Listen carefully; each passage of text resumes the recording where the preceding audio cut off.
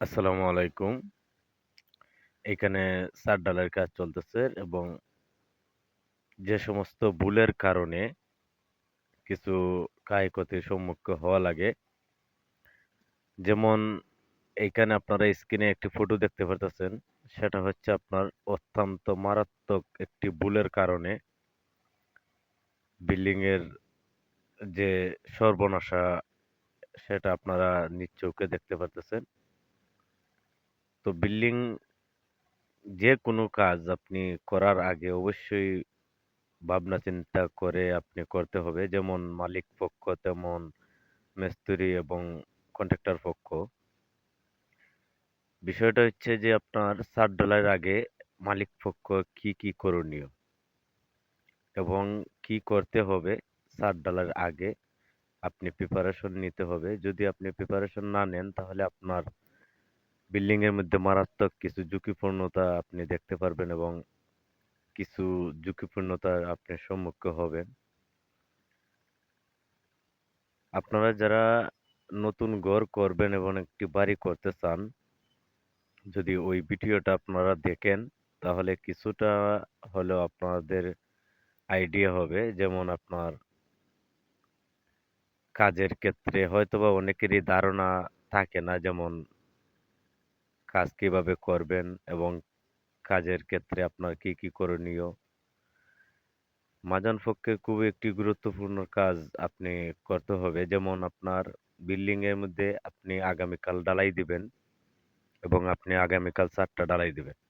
এতে আপনার কি করণীয় থাকতে পারে? যেমন আপনার ছাদের আগেই কিন্তু আপনার ইলেকট্রিকের যে কাজগুলো আছে এগুলা কিন্তু সম্পূর্ণই করতে হবে। এবং দ্বিতীয়ত হচ্ছে আপনার সকাল সকাল ঘুম থেকে উঠেই কিন্তু আপনার কংক্রিট, বালি সম্পূর্ণ আপনি চেকিং দিতে হবে যে আপনার বাড়িটির মধ্যে ঢালাই দিবেন। ঢালাই তো আর বারবার দিতে হবে না এবং দিতে পারবেনও না। এখানে যে আমরা কাজগুলা করছি এখানে কিন্তু সম্পূর্ণই পুরাতন একটা টিন সেটের চাল খুইল্লা কিন্তু ৩ ইঞ্চি গাঁথনির উপরে ঢালাই দিতেছি, ছাদ ঢালাই। তো অনেকেরই প্রশ্ন থাকতে পারে, যেমন আপনি ৩ ইঞ্চি গাঁথনির উপরে কিভাবে ছাদ ঢালাই দিতেছেন? আসলে ৩ ইঞ্চি যে মেইন ঘরটা সেটা আপনার ৩ ইঞ্চি আগের পুরাতন ঘর এবং নতুন করে কিন্তু এক্সট্রা ঘর বাড়ানো হইছে এবং যে কাজের যে কোনো ধরনের ক্ষতি আসবে না ওই ধরনের কিছু কাজ ফলো করেই কিন্তু কাজটা ধরা হইছে এবং করা হইতেছে। যেমন আপনি চিন্তা ভাবনার ভিতরেই রাখবেন, যেমন আপনার কাজটা কিভাবে করবেন, কিভাবে করলে পরে আপনার কাজটা ভালো হবে। এই ধরনের চিন্তা ভাবনা রাখেন যদি, অবশ্যই আপনি আপনার যে পুরাতন ঘর আছে ওইটা থেকে কিন্তু আপনিও চাইলে ওইভাবে ঘরগুলা বাড়াইতে পারেন এবং এর সামনে যতটুকু কাজ করবেন সম্পূর্ণ কিন্তু প্র্যাকটিক্যালি ভালোভাবে কাজগুলো করতে হবে। এখানে যেমন আপনার কিছু কন্ট্রাক্টর বা মিস্ত্রির যে দিক নির্দেশনা থাকবে সেটা থাকবে আপনার ভালোভাবে কুটো যে বাঁশগুলা এগুলা অবশ্যই ভালোভাবে জাম দেওয়া আছে কিনা সম্পূর্ণ চেকিং করতে হবে।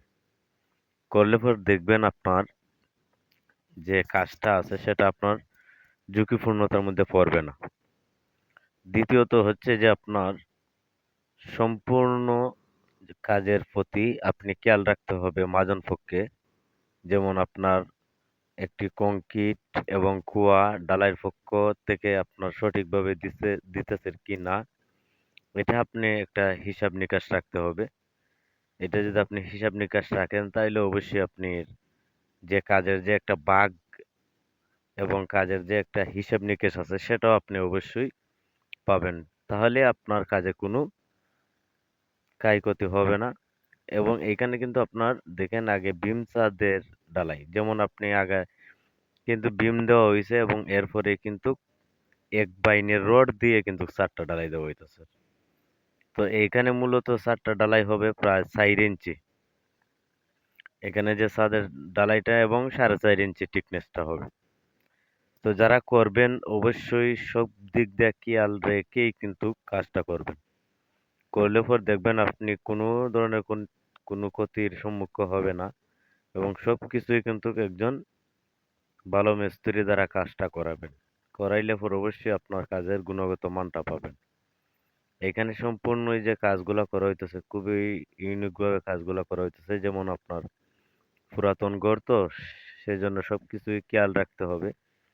আর যদি খেয়াল না রাখেন তাইলে আপনি আপনার জায়গা থেকে বুঝতে পারেন, কোনো সমস্যা নাই। কিন্তু হ্যাঁ, আমাদের যে দিক নির্দেশনা এবং ধারণা আছে সম্পূর্ণ কিন্তু এই ভিডিওর মধ্যে তুলে ধরা হয়েছে। এখানে সম্পূর্ণ আপনারা কাজটা ভিডিওর মধ্যে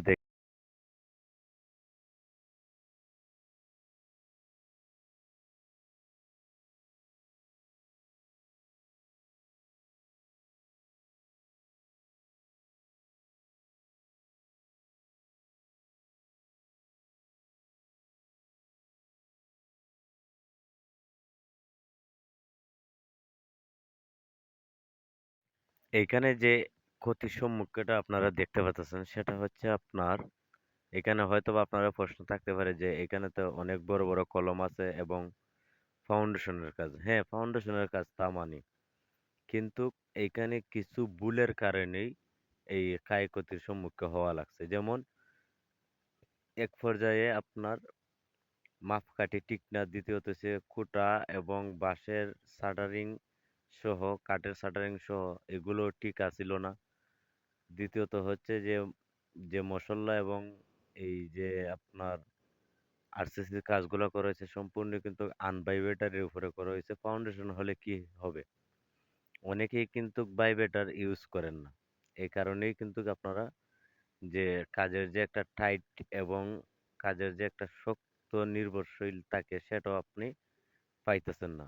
এ কারণে কিন্তু ওইটার অত্যন্ত লোড নিছে এবং এই লোডটা কিন্তু আপনার শাটারিং এ মানতে পারছে না। এজন্য শাটারিং সহ আপনার কলম সহ কিন্তু আনলোড হইয়া পড়ে, এইখানে ফিউজ হয়েছে। কারণ এটাই আপনি বুঝতে হবে, যেমন আপনার এই কাজের দিক নির্দেশনা খুবই গুরুত্বপূর্ণ। অবশ্যই আপনারা এদিকে